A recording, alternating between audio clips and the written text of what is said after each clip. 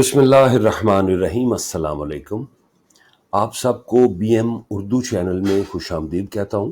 हमारा आज का टॉपिक है इकोनॉमिक मॉडल इन कंज्यूमर बिहेवियर। इसको मैं सार्फिन के रवैये का मॉडल या इक्तसादी मॉडल भी कहता हूँ।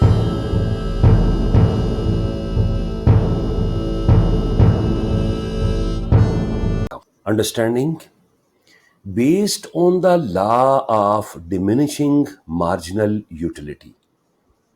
अब डेफिनेशन को कंप्लीट समझने के लिए या इसकी डिटेल को समझने के लिए हमें law of diminishing marginal utility को समझना पड़ेगा। इसकी एग्जांपल एक ये हो सकती है कि आपको वैक्यूम क्लीनर की नीड है, तो उसकी प्राइस $100 है। आपने वैक्यूम क्लीनर खरीद लिया, आपकी नीड पूरी हो गई है। और अगर आपको कोई कहे कि एक और वैक्यूम क्लीनर $20 में ले ले इंस्टेड ऑफ 100, तो आप नहीं खरीदेंगे। तो यूटिलिटी का कम होना क्या कहलाएगा? Law of diminishing marginal utility. Utility यहां पे हम कहते हैं सेटिस्फैक्शन को। इसकी एक और एग्जांपल हम देखते हैं कि एक बंदे को बड़ी भूख लगी हुई है, वो पिज़्ज़े के 5 पीस खरीदता है। पिज़्ज़े का पहला पीस वो बड़े शौक से खाएगा और उसको बड़ी सेटिस्फैक्शन होगी। दूसरा वो भी शौक से खाएगा। तीसरे में चूंकि अब उसका पेट भर गया है, तो वो उतने शौक से शायद ना खाए जितने शौक से पहला या दूसरा खाया है। और जब वो 5वें तक पहुंचेगा तो उसकी भूख बिल्कुल मिट चुकी होगी, तो उसकी डिमांड उस वक्त नेगेटिव होगी। तो ये लॉ ये कहता है कि जब एक चीज की कंजम्पशन बढ़ती जाती है तो उसकी यूटिलिटी, उसकी सेटिस्फैक्शन कम होती जाती है। तो अब मैं इसको दोबारा पढ़ता हूं। Based on law of diminishing marginal utility, consumer in this model respond to the maximisation of utility.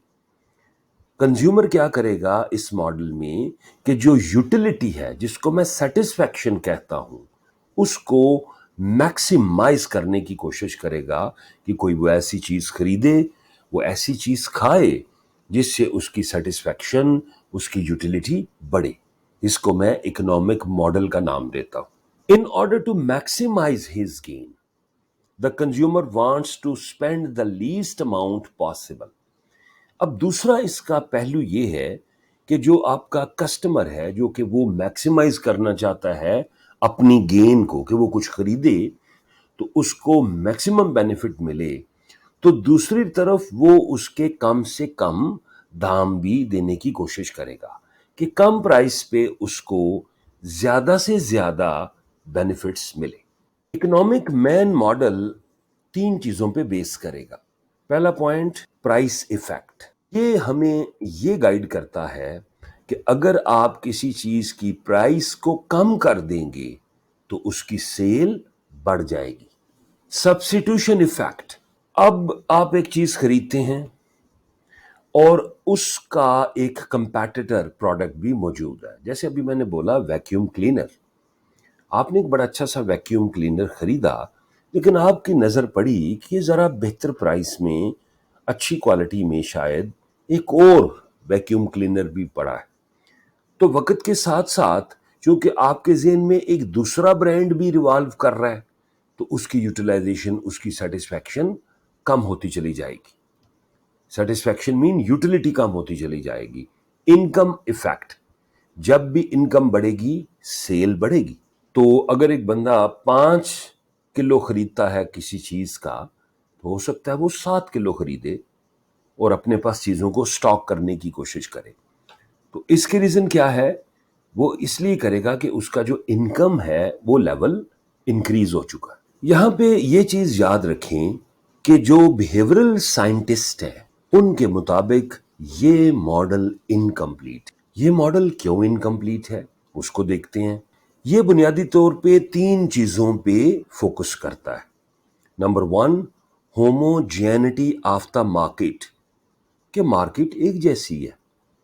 Similar behaviour of the customer, کہ تمام جو آپ کے کسٹمرز ہیں، جو بائرز ہیں، ان کا بیہیویئر مور اور لیس سملر ہے، اور یہ زیادہ پرائس پہ فوکس کرتا ہے اور پروڈکٹ پہ فوکس کرتا ہے۔ اچھا، کیا کیا چیزیں یہ اگنور کرتا ہے؟ یہ پرسیپشن کو اگنور کرے گا، لرننگ کو اگنور کرے گا، پرسنالٹی کو اگنور کرے گا، اور ایٹیچیوڈ کو اگنور کرتا ہے۔ تو یہ چیزیں جب یہ اگنور کرے گا تو جو سائنٹسٹ ہیں انہوں نے بولا ہے کہ یہ ایک کمپلیٹ ماڈل نہیں ہے۔ آپ نے ایک چیز اور ذہن میں رکھنی ہے کہ جو ہیومن نیچر ہے یہ ایک کمپلیکس نیچر ہے۔ سارے ہیومن بینگز، سارے بائرز جو ہیں وہ ایک جیسے نہیں ہو سکتے۔ ہر بندے کا انٹرنل یا ایکسٹرنل جو سٹیمولس ہوتا ہے، جس سے وہ آئی مین ٹو سے کہ اس کو کیوں ملتا ہے آگے بڑھنے کا، وہ ڈیفرنٹ ہوتا ہے۔ اور یہاں پہ ہم یہ کہہ سکتے ہیں کہ صرف پرائس ایک ایسا فیکٹر نہیں ہے جو آپ کے ڈیسیژن میکنگ پہ اثر انداز ہوتا ہے، اور بہت سارے فیکٹرز ہیں جو اس پہ اثر انداز ہو سکتے ہیں۔ ان فیکٹرز میں ٹریگرنگ فیکٹرز ہو سکتے ہیں، نان ٹریگرنگ فیکٹرز ہیں، پھر پیکجنگ آ جائے گی، پھر جو کانٹینٹ ہے وہ آ جائے گا۔ تو یہ سارے کو اگر ہم کمبائن کریں تو پھر ہم بائنگ بیہیویئر کو بہتر سمجھ سکیں۔ Thank you very much. مجھے امید ہے یہ ٹاپک آپ کو سمجھ آیا ہے۔ دیکھتے رہیں۔ اللہ حافظ۔